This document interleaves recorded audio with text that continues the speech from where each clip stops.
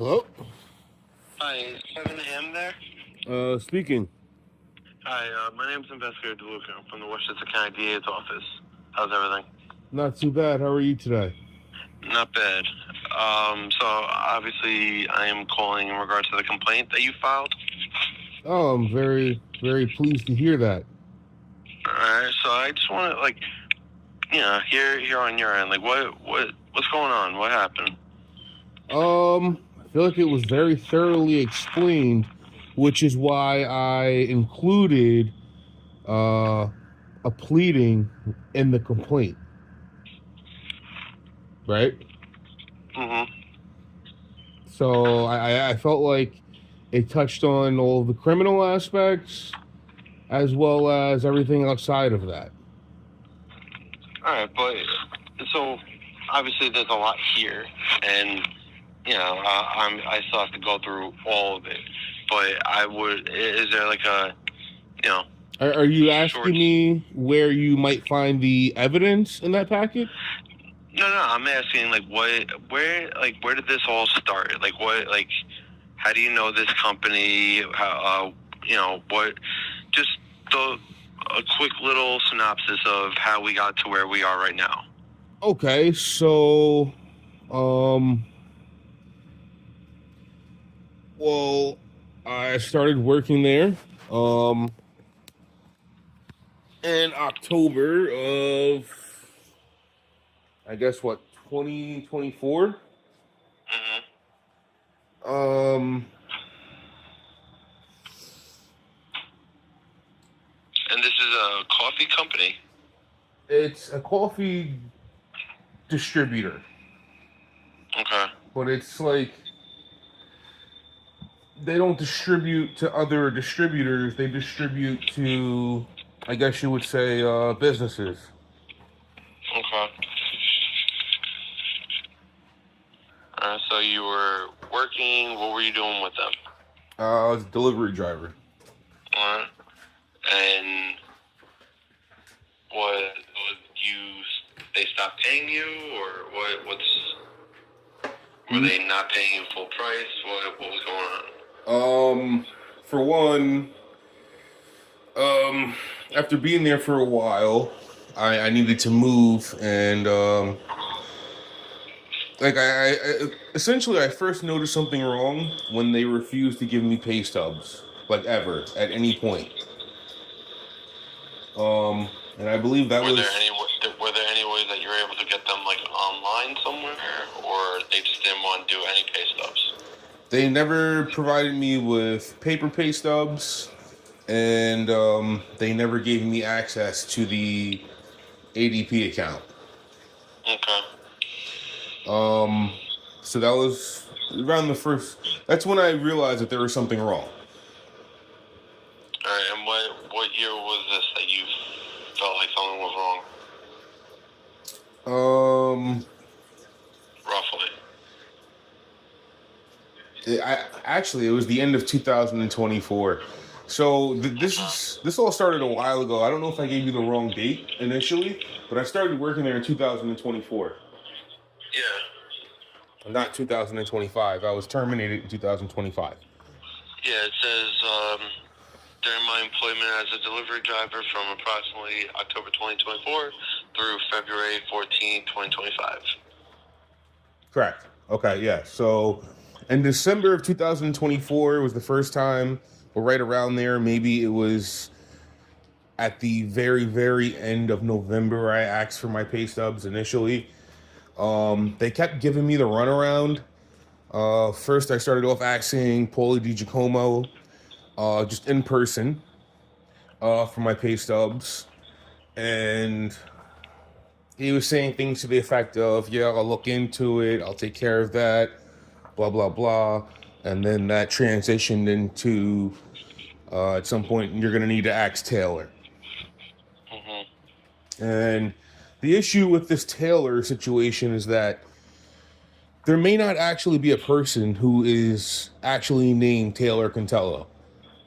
Okay. I don't know if it's just a thing with me where all of the Caucasian women that go into that building answer to the name Taylor Contello. I don't know if they were just doing it to me because, like, Was that any that they would report to this person, or that they went by the name Taylor? okay, so basically, I was never introduced to any of the white women there, and I was just under the impression that all of their names were Taylor, that last name being Contello, and being that I never really interacted with them, and there was also like this weird thing where it just seemed like it'd be a really bad idea for me to talk to them if I wanted to keep my job.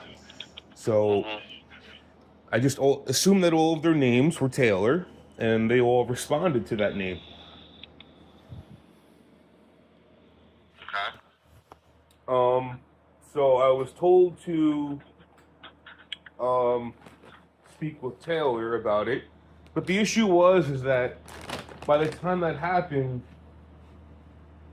I had overheard a conversation between Paulie and Greg, which made me feel like, again, it was a very, very bad idea to speak with Taylor or any Caucasian woman that went anywhere near that building if I wanted to keep my job. So I tried not to, but I had no choice but to start asking for these pay stubs by way of text message, in person, and I guess after employment by email. Okay. So they never give you a pay stub, and you can't confirm if you even met with a person who was with the actual name of Taylor Contello. So the reason why I'm saying there may not be an actual person named Taylor Contello is that, like, due to me not being able to know how to draft a lawsuit, I started off in small claims court, and let's see, I believe it was the City Court of NYLL, and then the City Court of Mount Vernon. Two women appeared saying that they were Taylor Contello, but they were different women in each courthouse. Okay. And beyond that, both of them seemed to be under the age of 18, and neither one of them seemed to be the one that fired me. And neither one... Were you fired, like, face-to-face? Yes. Did they call you? No, I was fired in person. All right, and do you know who fired you, or... Allegedly Taylor Contello, but the person who fired me was neither of the people that showed up to court. Okay. So it's almost as if the name is just a placeholder for any random white woman. So pretty much all the white women that were hired went by the name Taylor Contello. No, what I'm saying is that specifically they answered to that name in my presence. Okay. Do you know if there's any reason? Or is there a little behind it that you just don't know?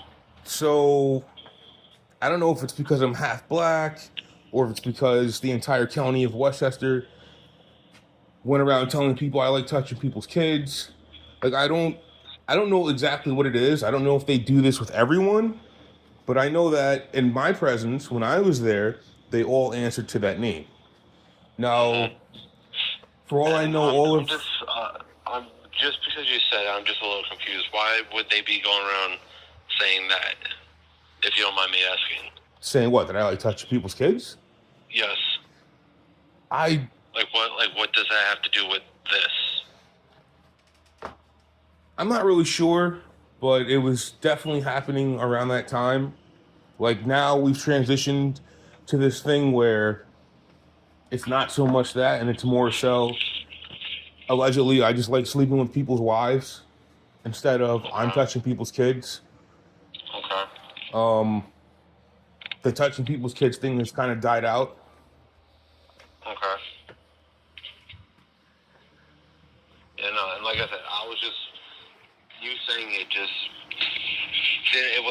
sense to me on what the relevance was to what Well, you're presenting. because That's why I'm just trying to. I guess the whole concept is that I was supposed to be paranoid schizophrenic, except I bought a body camera and I started recording basically everything. In-person conversations, phone calls, to the extent where everyone's a liar now. You know, like So. like I have too much proof that about just random things. Okay. Alright, so let's just get back on track. So, who hired you for this Fabco Coffee?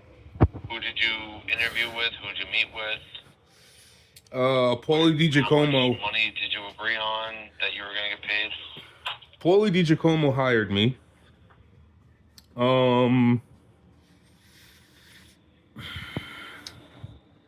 And in regards to pay, I want to say he initially offered me 21, and then when one of the tailors, that's what I'm going to refer to her and them as, came into the room, that suddenly changed to $20 now. Alright, so from 21 to 20, okay. And so you're claiming wage theft? Correct. When did you just stop getting paid at all? Or did they just not pay you the full amount? Or were they like paying you, were you getting paid weekly, bi-weekly?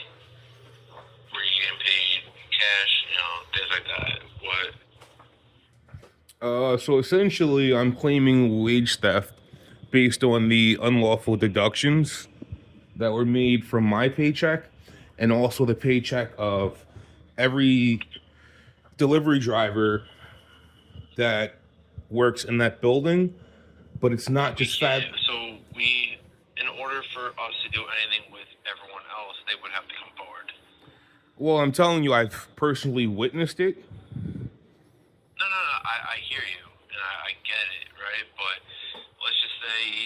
Well, I mean, I feel like that's not true. Let me just. I feel like. Give you Can I an just? example of Can I? something. Can I give you an example of why I feel like that's not true? If I witness, if I were to witness someone walk up to someone, shoot them in the head, put them in the trunk of a car, and drive them away, would you tell me that they would have to come forward? We're not going to compare wage theft to murder. And also, a bit of a jump. I was going to compare it in the sense of, so if you are a true victim of wage theft, and if you feel like you have enough evidence to prove it, and you're 100% right, then yes, you are more than entitled to come forward, fill out a complaint form, and bring it to our attention, Mount Vernon, or any other police agency, right? But if sometimes you might say, you know what, I lost out on whatever, $500, let's just say. You might just say, you know what, I'm going to take my losses and move on and not deal with the police and not deal with, court and all that, right? So with that, you're able to do either path. But you witnessing a murder, I would not compare that to this. The reason I would is because it's still a crime.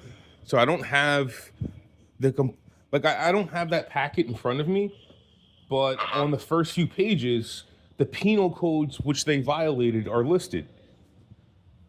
Yeah, and so. I mean, I could turn on my computer, open up it up.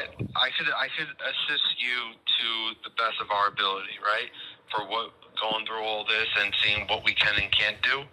But what I'm also saying is, for other drivers or workers, if they don't come forward and tell me or another police agency, like, hey, I'm a victim of wage theft, then that's their call. That's I would say it's not, because they intentionally hire. That's how the court works. This is how the whole system works. For that type of charge and for that type of claim, if they feel that they don't want to come forward, they don't have to.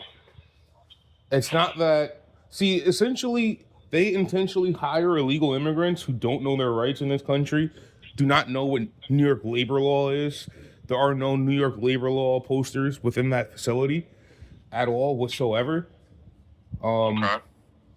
And beyond that, in Giselle Williams' office, on the right-hand side wall when you walk in, there are a list of the tickets. And they have it put onto a spreadsheet with every driver's name and how much money that they owe in quotation marks. Mm-hmm. But if those drivers are not coming forward, and they don't want to be, have the label of victim, or they don't want to go through the court system and the criminal side. Like, if they don't want to do any of that, that's on them, right? So I can't force these people to, come forward to us and say, hey, like, I'm a victim. If they feel like they are better off without bringing it to our attention, then that's going to be on them. So I hear you. You're telling me for what you see and for what's written on the wall that, Joe has to be owed $500 and Rachel has to be owed $200, right? Like, that could all be the truth. But if Joe and Rachel and all the other drivers don't want to come forward, they don't have to. That's their call. Okay. They feel like, right? While like I you and me, we could deal with each other, but right now I can't deal with the other drivers unless they come forward. Okay. So I understand what you're saying. I entirely disagree with it. However, it's the system, all right? You could disagree, that's fine, but I'm just letting you know that that's how this operates. Okay, so as I was saying, I entirely disagree with what you're saying. And, we're both adults, and it's okay for us to not agree on things. Yep, I agree. However, if you intend to investigate wage theft occurring at Fabco Coffee, and I'm implying that what they did to me was a felony, when you do investigate it, you're also going to notice that they did it to every other employee there. All right. So so how much money is owed for you? So there's a couple of things here. Based on what I'm able to put together, I would say it could be approximately $2,500. And I only worked there 4 months. Okay. Or 5 months. It was from October to February. All right. So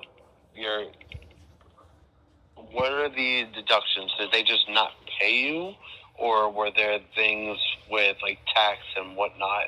Okay, so essentially the only lawful deduction an employer can make from an employee would be healthcare and taxes. That's it. Yeah. There are no other lawful deductions under New York State labor law. So charging an employee for getting parking tickets, for instance, while operating a company vehicle and doing company business would be wage theft. Cutting time off of an employee's hours without telling them and giving them the opportunity to dispute that would be wage theft. Charging an employee for business losses, such as lost product or damaged product, again, would be wage theft. Well, so lost product or damaged product, is that in regards to you picking up items from one location to another, and if it was damaged or whatever from point A to point B, they take away money from you? Actually, if you read that complaint, you would see that I'm alleging that well, there's a lot in here, so that's why I'd like to talk to you before getting into because you sent a lot of. Yeah, I sent, as background, I sent a previous version of an intended lawsuit, which hasn't, it's currently in small claims, and if it's not moved to the Supreme Court, then I'm just going to file it in the Supreme Court. And I submitted that as a background. So whether or not we had this conversation, the DA's office would be able to have all of the information. And then, have you contacted the Department of Labor with this? No. Honestly, I intend to do so after completion of my lawsuit, absent a non-disclosure agreement. Because so typically, like, I'll still look through all this, right? And I will meet with one of our ADAs, and we'll discuss further details. But typically, as of now, you are the only victim. That's not true. With this company. And that's not true. On paper. I've personally witnessed it. I've seen the list. On paper. I've seen them make. System.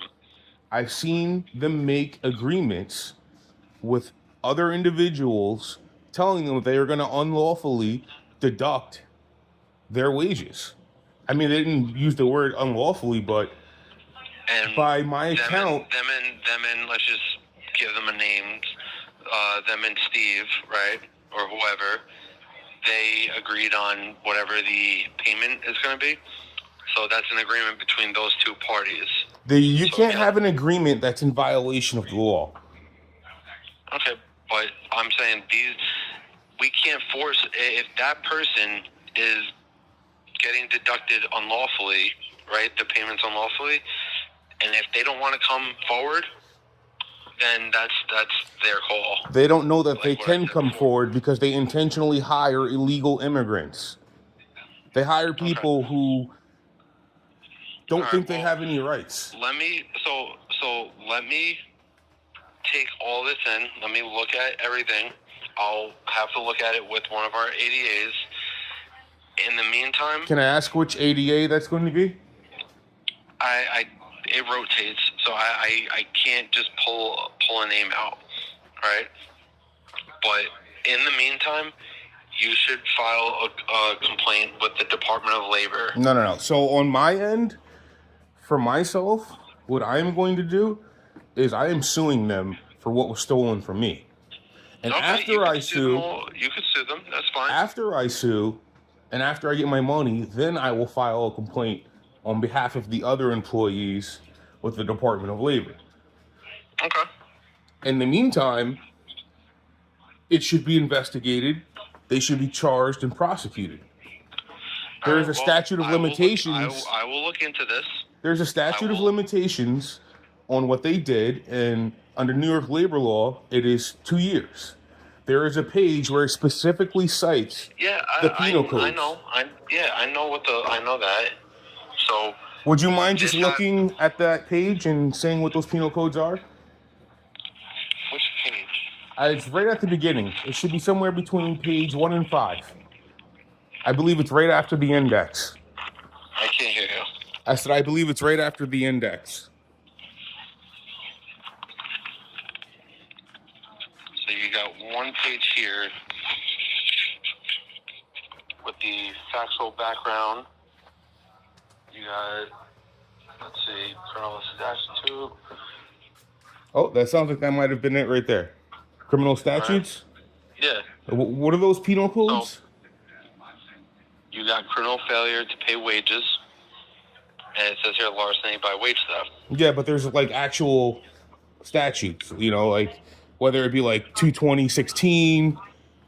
I just don't know those statutes off the top of my head. But they are written there, right? Would you be able to say what they are? They are here, so I will meet with the ADA. We'll discuss what we could do, and then I'll have to call you back and let you know if this is something that we're going to be able to take, or if this is something that because of the amount or It's a felony. well, it's let me see what I could do. Okay, And so then while I have you, if I want you to be aware that towards the back of that packet, there are pictures of the text messages where Yeah. management admits that they deducted wages from my paycheck. okay. Right? I see there are a bunch of text messages. Correct. And some of those Yeah. indicate that wages were deducted from my check. Right? Yeah. And some of those messages say that they were for things other than healthcare and for things other than taxes. Also, there's something else I want to touch on, which is also included in there. During a consultation with my former defense attorney, I was told that he believes, and he said he believes, but he may have had personal knowledge of the fact that they are reporting to the employee that they're paying them one number, but in reality are paying them more money than that as a way of laundering money.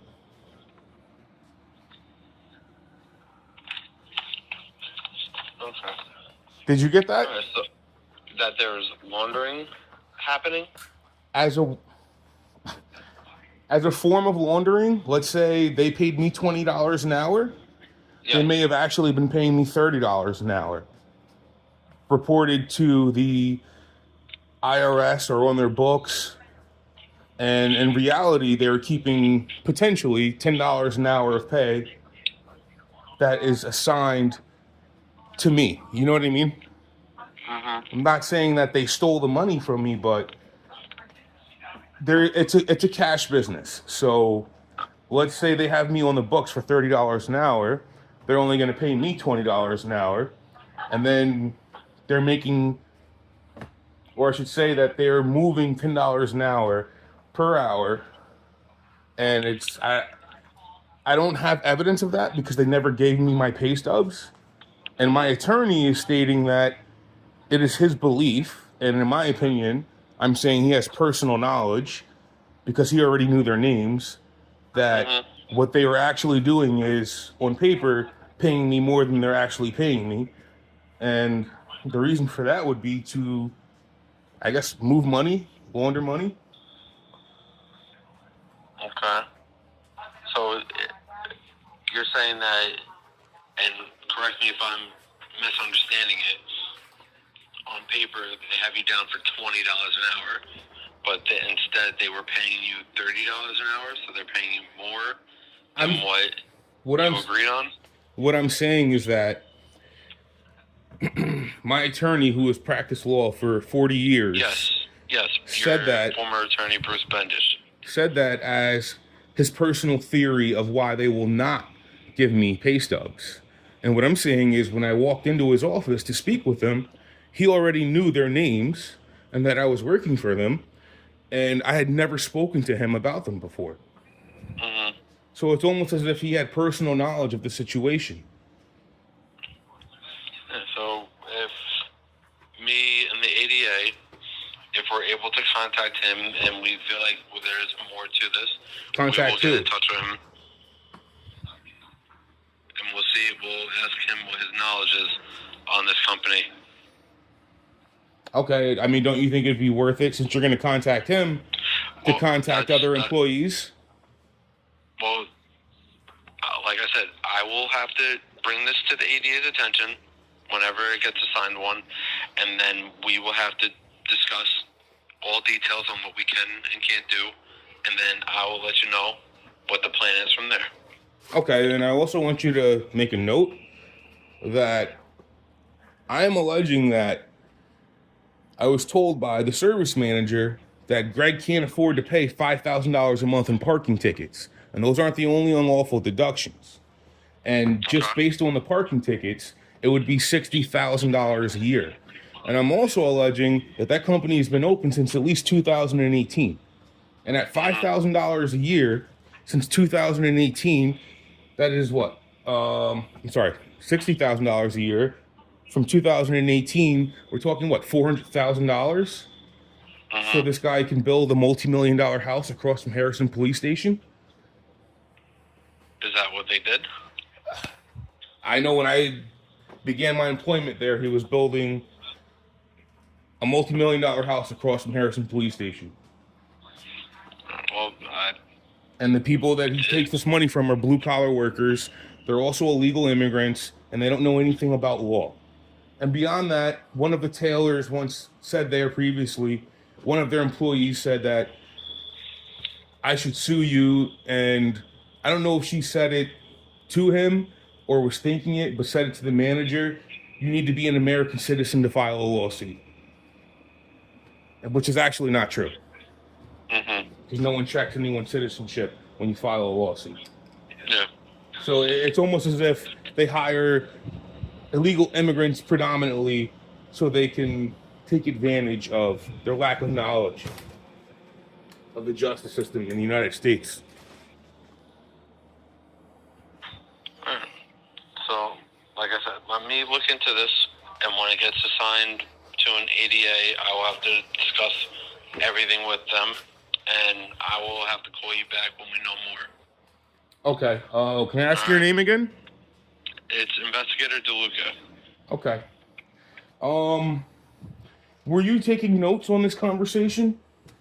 I have everything in front of me, and I have everything that you told me, so I'm gonna do what I have to do, make my notes, and then go from there. Okay. Rather than you generate your own notes afterwards, I did record this phone call, and I could, send it over to the DA's office so the ADA can have all the information. All right, just for now, hold it, and then I'll have to let the ADA know, and if they feel the need that's necessary, then we'll request it. Sure. All right? Okay. All right, so just hold tight, and then we'll call you on what's happening from there. Alrighty. All right? About how long would you expect? I really don't know. I don't want to say a week. Don't want to say 2 weeks. It's a summer. People have vacation. You know, there are a lot of other things happening too. So I really don't know a time period. Okay. All right. All right. All right. So we'll talk soon. All right. Thank you. All right. Take care. Bye-bye.